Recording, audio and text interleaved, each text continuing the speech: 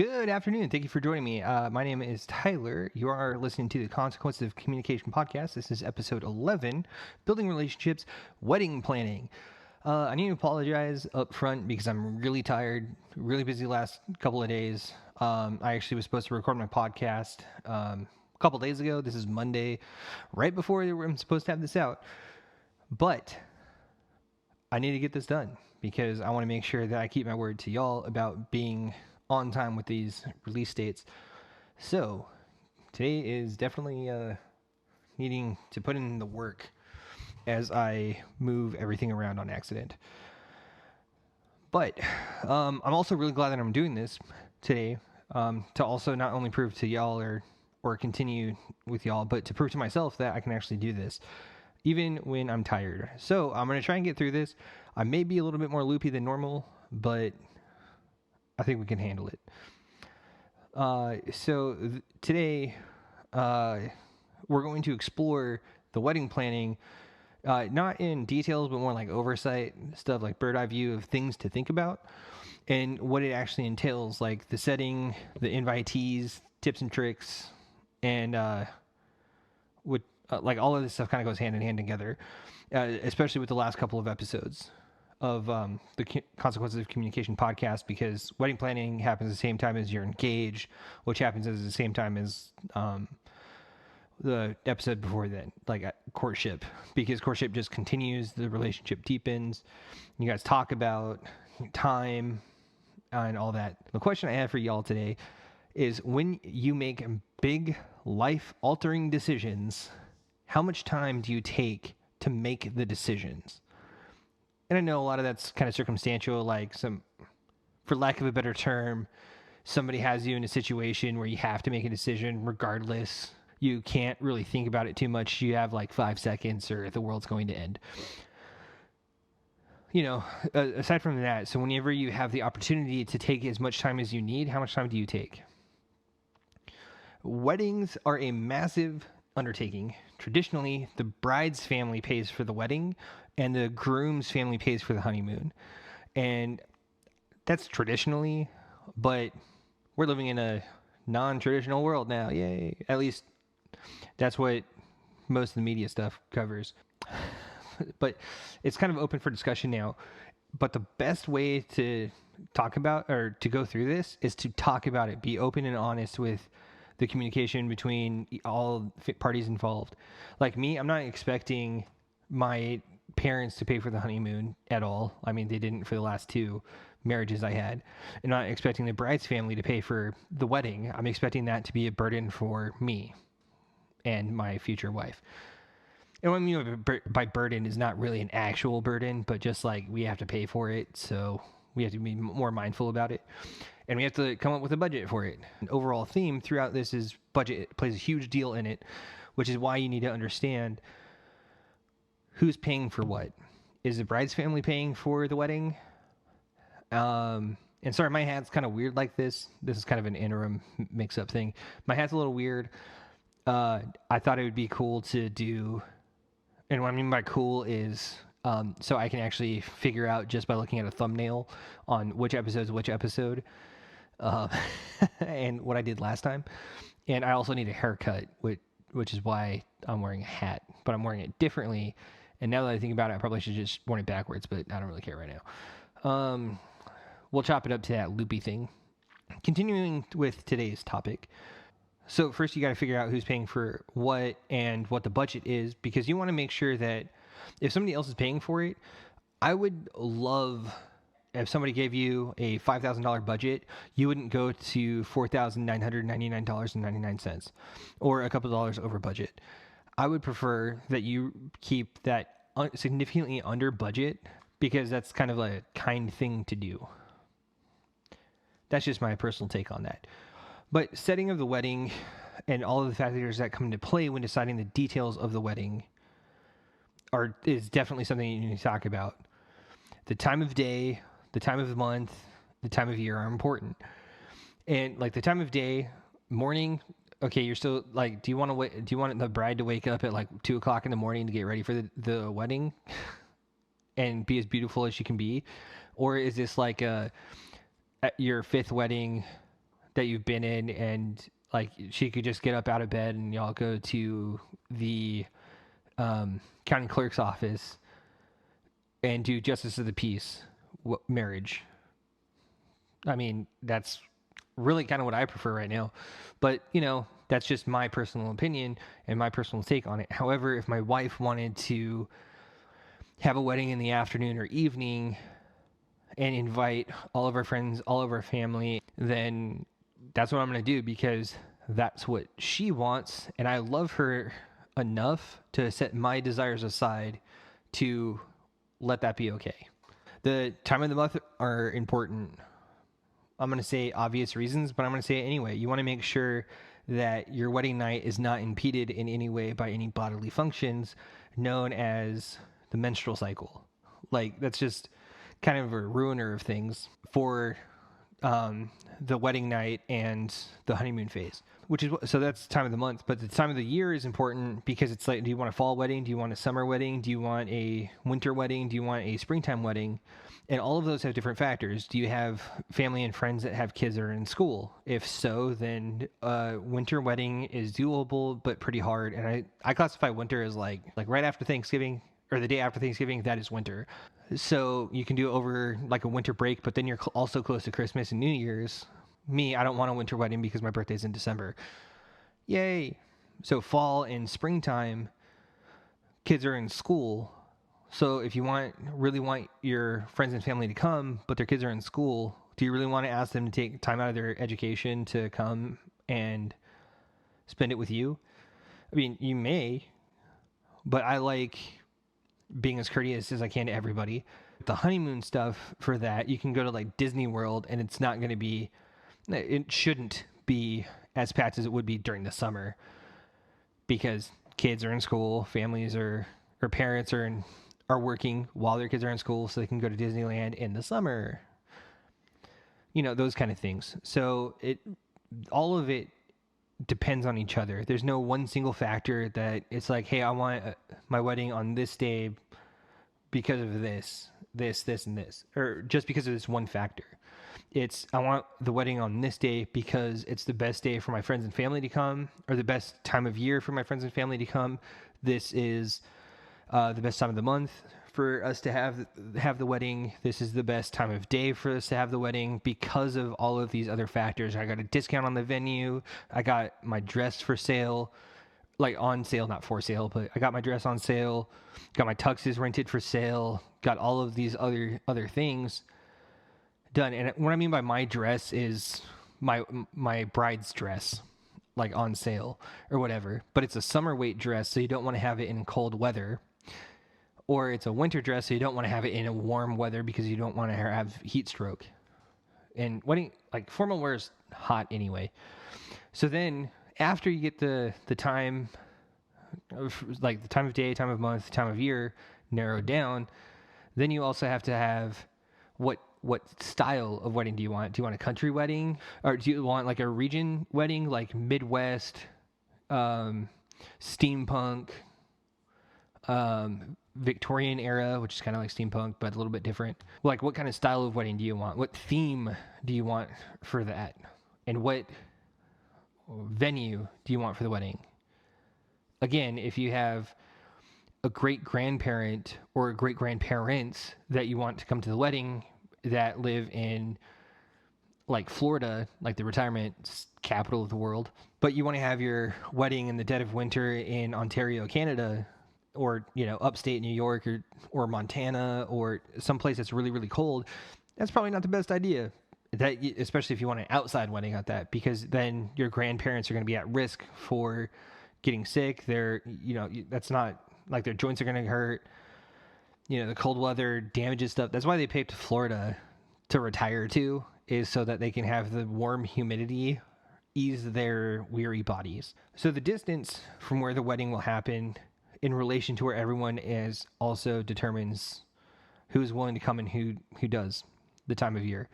So if you're like, all your families are from the Midwest, and like Greeley, Colorado would be the center point, but you don't really want to have it in Greeley, Colorado. You want to have it in, or Cheyenne, Wyoming, or Sheridan, Wyoming, which is on the north side of Wyoming, it's going to be more inconvenient for some people than it is for others. So because of that inconvenience, that might deter some of the guests from coming unless you pay for the travel expenses.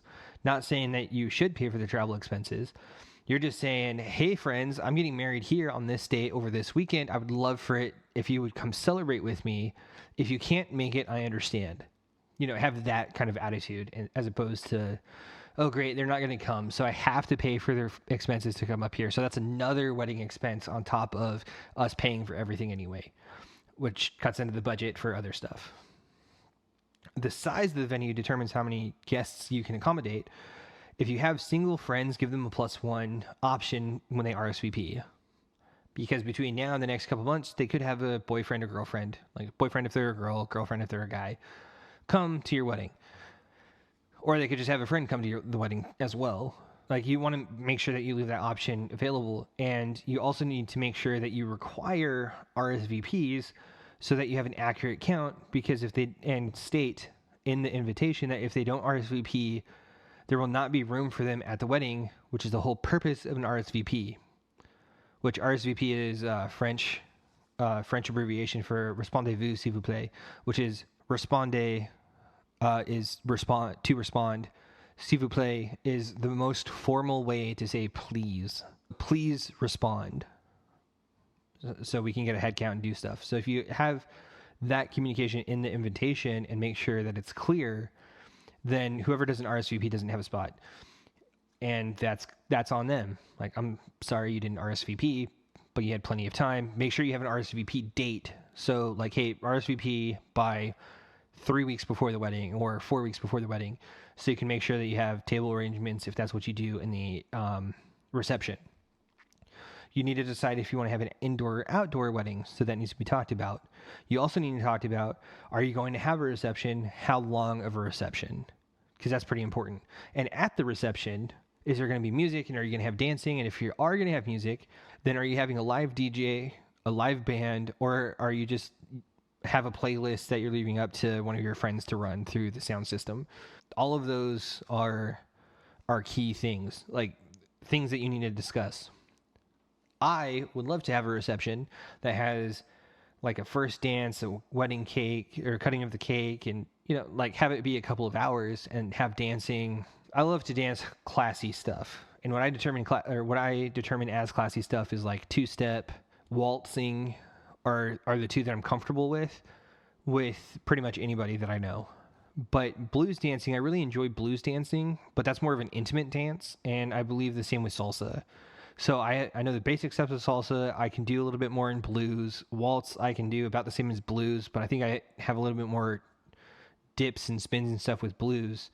But two-stepping is what I'm best at, and I would love to have an opportunity to have those dance styles played and to dance, especially the first dance with my wife. The next thing you need to talk about after you decide all of that, invitees. Do you imagine a small wedding, less than 50 people, a medium wedding up to like 100, 125-ish, or whatever you define as medium and small? Or do you want to have a large wedding where all your family and friends are there? How far do they need to travel? Like we mentioned earlier. Are the most important people able to travel to your ideal wedding location? The example I mentioned with your grandparents living in Florida, are they able and willing to travel to Montana in the winter when it's like the coldest time of the winter? Like, I would say no.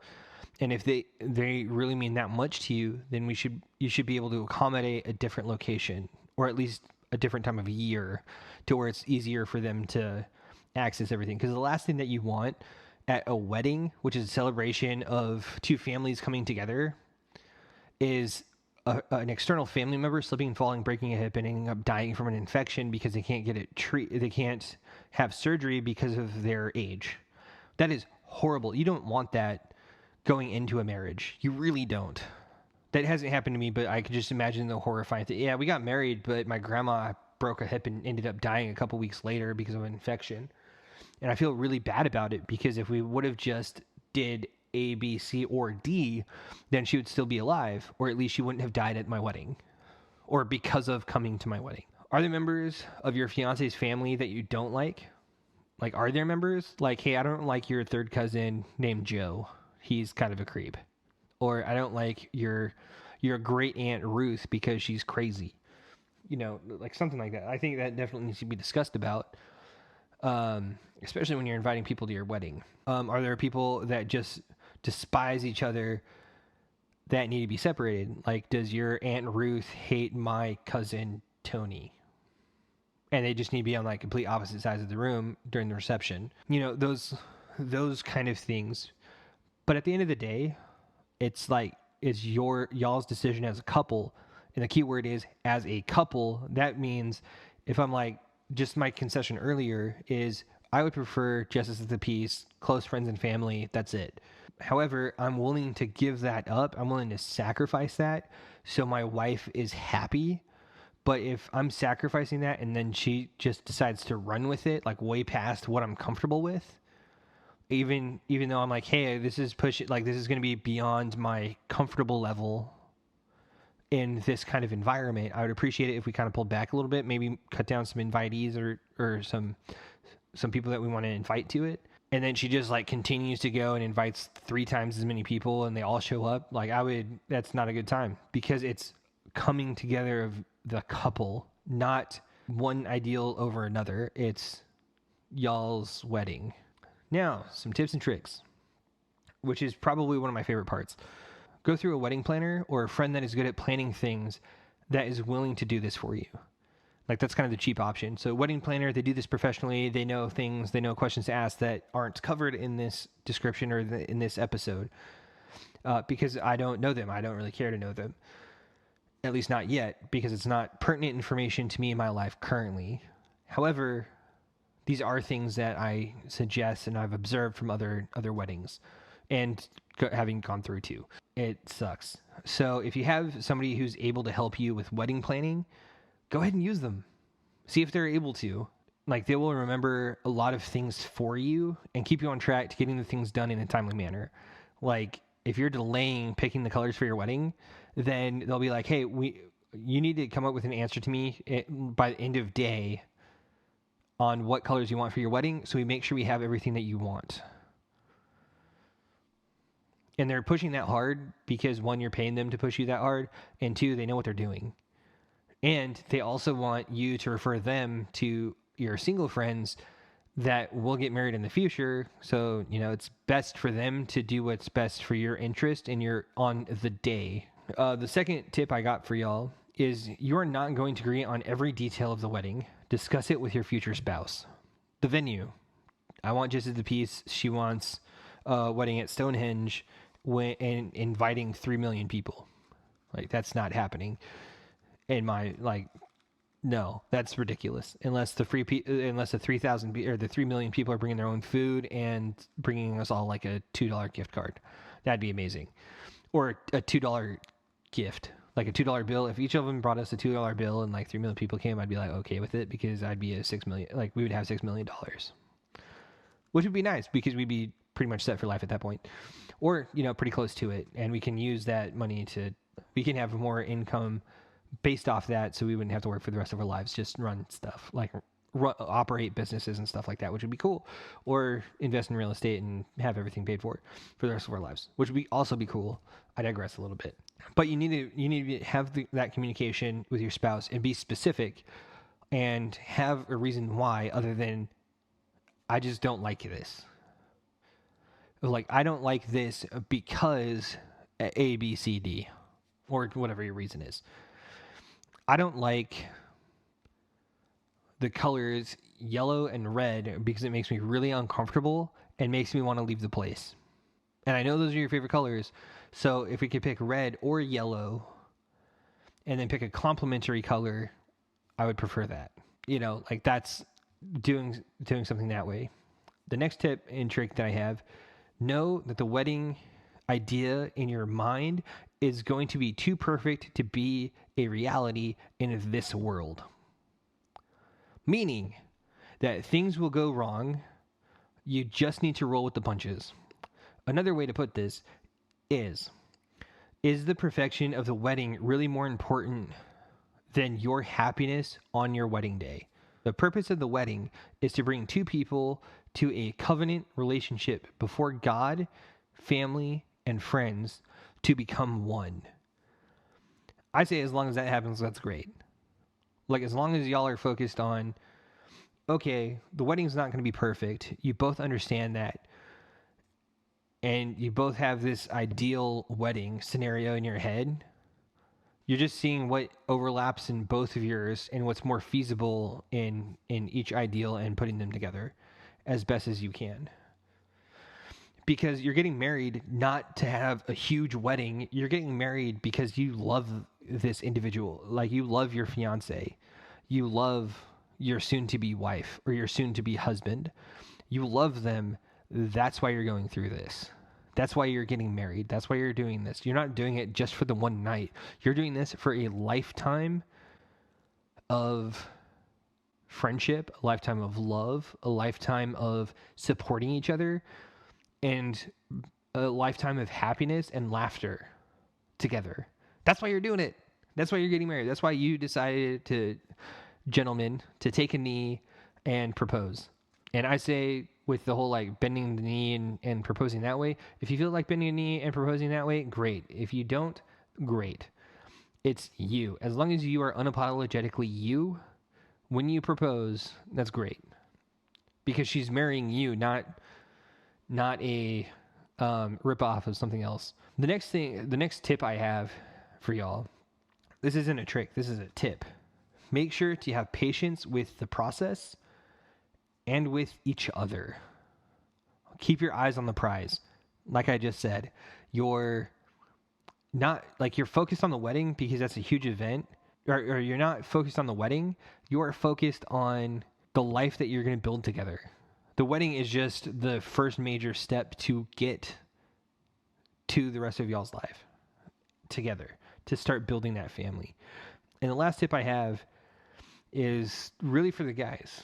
Like, takes a lot of work that you really have to go through in order to make the most memorable day for your wife. That being said, as a best friend of mine says, the wedding day and ceremony is for the woman. The wedding night is for the guy. I heard a long time ago, which is probably the best toast I've ever heard. It was at my uncle's wedding.